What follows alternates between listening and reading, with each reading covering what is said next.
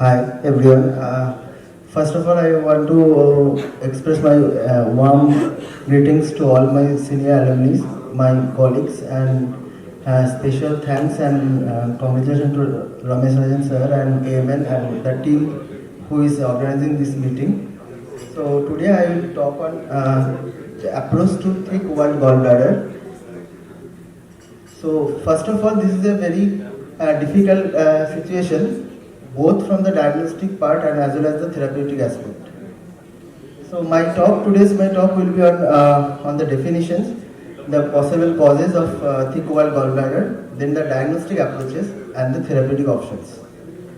So first I am coming to the what is thick walled gallbladder. So most of the studies define thick walled GBs like usually the gallbladder wall will be more than 3 to 4 millimeter in size, mostly in ultrasound, and it will be looking like a fish mouth appearance on the transverse axis of the transducer. So the thick walled gallbladder, it is a non-specific conditions. It can be for different causes. It can be due to some intrinsic causes of gallbladder or can be extrinsic causes. It can be focal or it can be a diffuse pattern. And most important thing, it can be both in cause, like in a benign, or it can be malignant.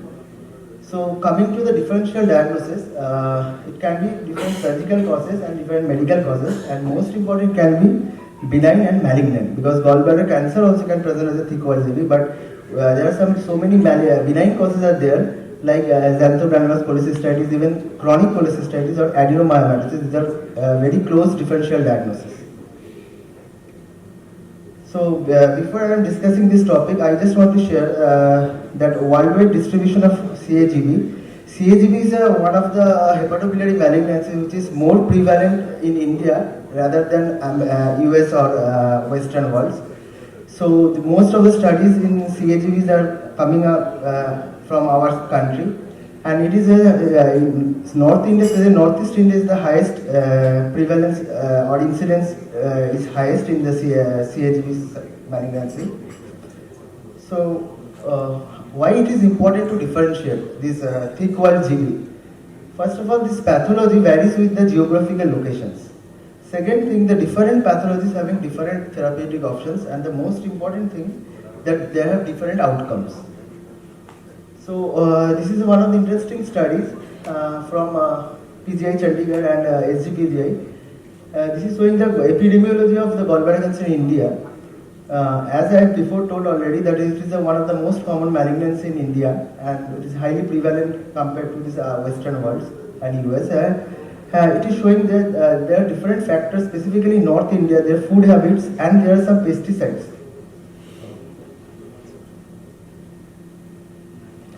Some pesticides and adulterated mustard oil, and even heavy lead metal poisonings in the Ganges water. Those are the maybe possible etiological factors for this high prevalence and incidence of this gallbladder in the north and northeast countries, northeast states in India. And this is showing the distribution. Mostly it is in Delhi, West Bengal, then northeast part of the India. It is highly prevalent. This is another study. This is I just want to compare with the South India compared to the North India. This is a study from Stanley. They compared. They just want to know the characteristics of gallbladder CA in South India. So out of this, they have completed 758 cholecystectomy. Only one they had this incidental CAGB, and for whom they they did an extended cholecystectomy. So they opined like that is very uncommon, and mostly it is not very commonly associated with gallstone also. So what are the diagnostic modalities? Mostly it is the transabdominal ultrasound initially, followed by contrast enhanced ultrasound, CRF elastography, or endoscopic ultrasound plus minus biopsy if possible, and then triphasic CECT followed by MRI and PET scan. And also we can include CA99 also as a tumor markers. So this is another study. This is also from PGI Chandigarh. This is mainly done by radiologists. This was an imaging based approach algorithm to gallbladder thickening. So they actually used all these modalities like ultrasound, CT, MRI, CE, continuous ultrasound. So they divided this gallbladder thickening into diffuse and then focal thickening. So the diffuse thickening, the causes can be depending on the radiological finding, we can differentiate between the causes of whether it is acute coli or whether it is chronic coli, or it can be differentiated between the gangrenous or emphysematous cholecystitis also. But mostly the diffuse thickening will be benign causes. So now next is the focal thickening. Focal thickening also it can be xanthogranulomatous cholecystitis and gallbladder CA obviously, and also this adenomyomatosis. So that also can be differentiated by some MRI along with CECT features. So by that way you can preoperatively differentiate partially, and mostly for gallbladder cancer we can find out some secondary symptoms, secondary signs in the radiological images like liver infiltration or lymph node metastasis. Those are secondary indicators of gallbladder CA. So this is a study from GBPAL, how to proceed a thick wall gallbladder. So initially they evaluated with the ultrasound followed by CECT and the tumor markers, and they divided into the focal and diffuse thickening. And diffuse thickening, mostly it is benign causes, but it can be overlapped with the gallbladder cancer also.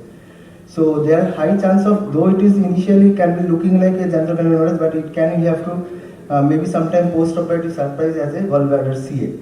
So always it is better, they are also recommending for frozen analysis if feasible, and some so better to proceed always with the frozen analysis during this thick wall GB where doubtful situations are there.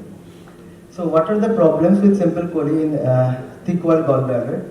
So if you are doing simple cholecystectomy, there is high chance of breach of tumor plane between the liver and gallbladder, and that will compromise the oncological principles. And another thing, if during laparoscopy, if there is a chance of perforation, there is a chance of peritoneal and port side spread.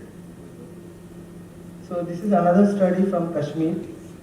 They are also same like a thick approach to thick wall gallbladder with different imaging and tumor markers, and where there is a high suspicion of CAGB, they have staging laparoscopy followed by anticipated cholecystectomy, extended cholecystectomy with frozen analysis.